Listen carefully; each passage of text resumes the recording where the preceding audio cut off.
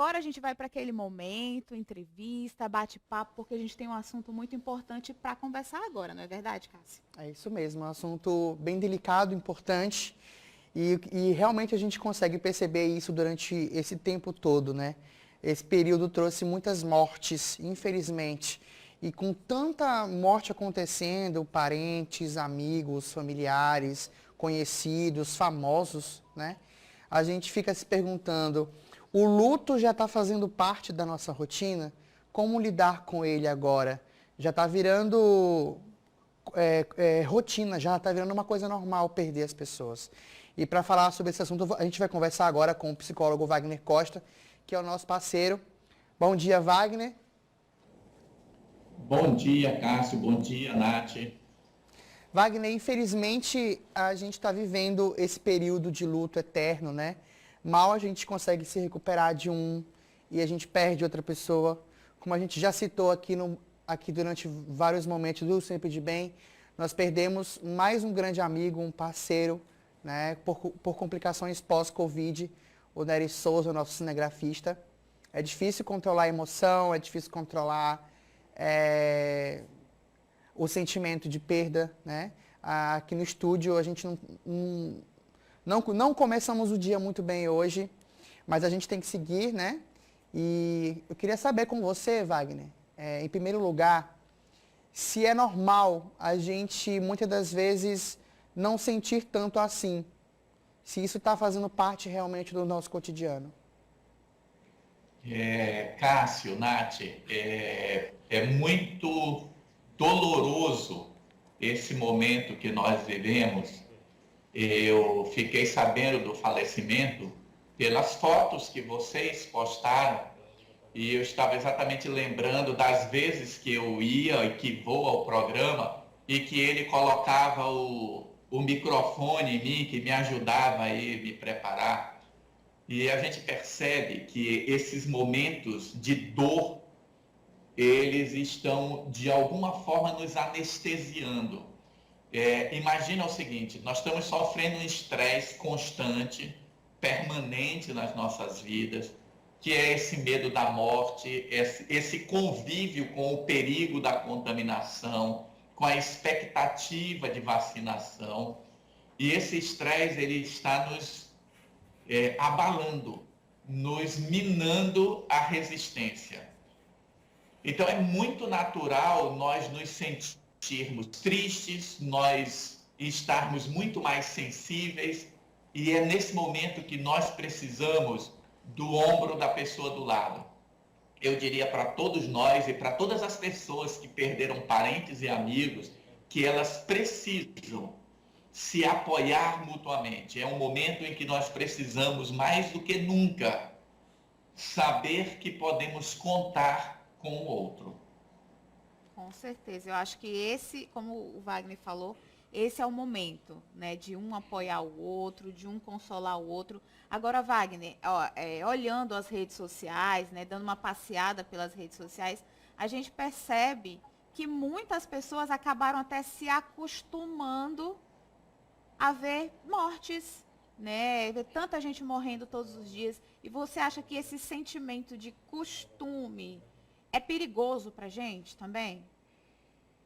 Certamente ele é extremamente perigoso, porque existem duas coisas psicológicas que é preciso ser dita. Uma é o que os neurocientistas chamam de adaptação hedonista.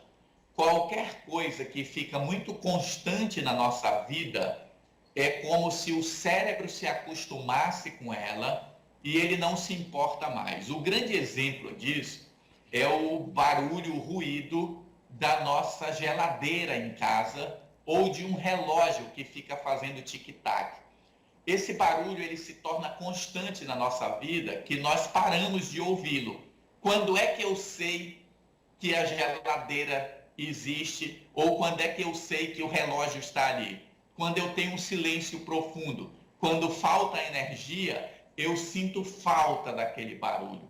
Então essa adaptação hedonista que nós chamamos faz com que o cérebro vá se anestesiando com esses fenômenos. Mesmo sendo um fenômeno trágico, a impressão que dá é que nós nos acostumamos. Uma segunda coisa é a negação. Nós estamos com tanto medo que algumas pessoas estão negando o perigo. Então ela faz que nem criança pequena, isso quem convive com criança sabe. Quando a criança quer se esconder, ela diz, eu vou ficar quietinha, não vou me mexer, que a pessoa não vai me ver. Ela cria uma fantasia de que se ela ficar parada, o outro não vai enxergá-la. O que faz um animalzinho quando ele está com medo? Ele paralisa. O que está acontecendo com as pessoas? Elas estão tentando negar a existência do coronavírus, elas estão tentando negar a existência da Covid-19 numa tentativa de se livrar dela. Isso não vai acontecer. Ontem mesmo eu estive fora de casa, eu me permiti ontem ir ter contato com a natureza e cheguei num lugar onde talvez eu e mais 2 pessoas estávamos usando máscara. Todas as outras estavam normal, como se tudo tivesse normal. Veja, não é para nós criticarmos o outro. Talvez, se nós tivermos oportunidade, vamos conversar com eles. Mas isso também é mecanismo de defesa. É uma tentativa de dizer assim, eu não estou vendo isso não está acontecendo.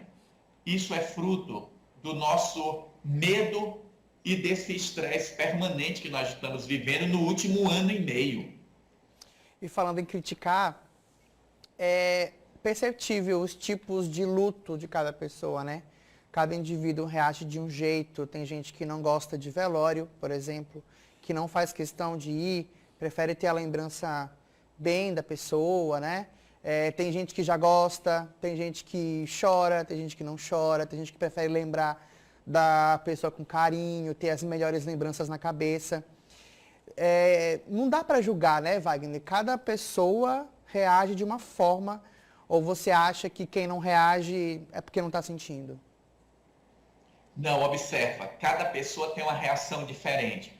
Quando nós estudamos o luto, e isso deveria ser um assunto que fizesse parte das nossas vidas, porque a morte faz parte da vida, mas nenhum de nós está preparado para lidar com essas perdas.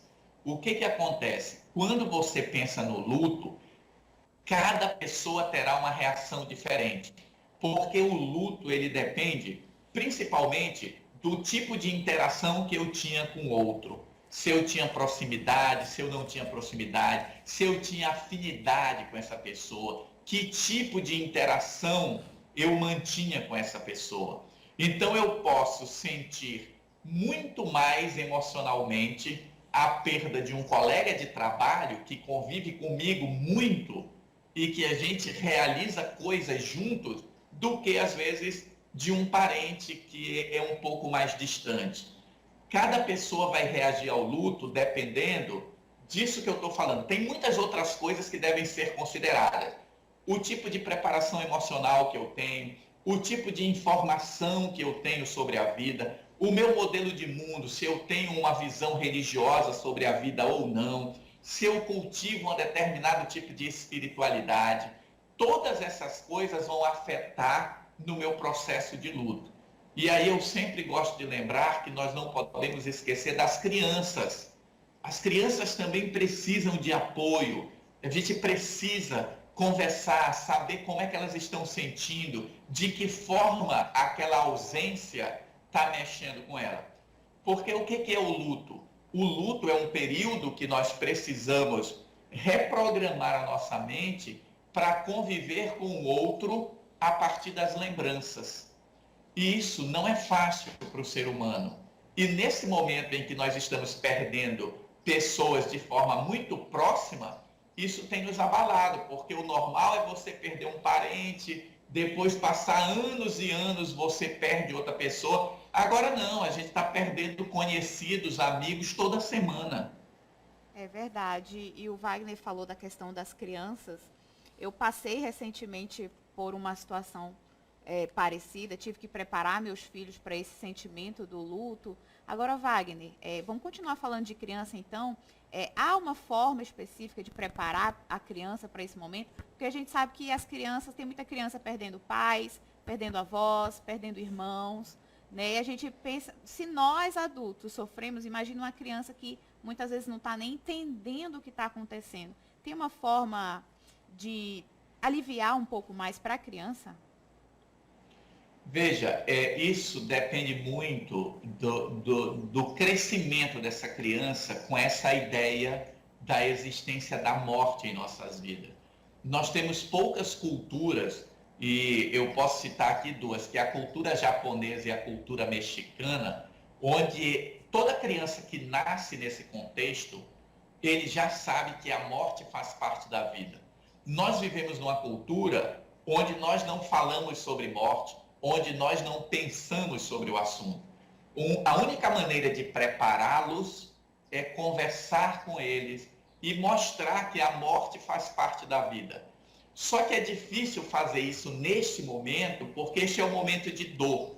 É aquilo que é semelhante em relação à terapia. Quando você busca terapia no momento da dor, é muito mais difícil você conseguir bons resultados do que se você buscar a terapia no momento de equilíbrio.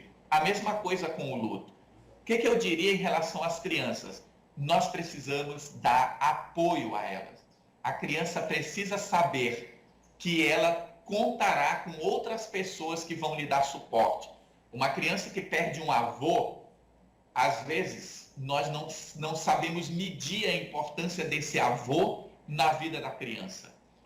É preciso perceber, ouvi-la e mostrar a ela que ela não está sozinha, que ela vai continuar tendo suporte para crescer e para dar sequência na vida.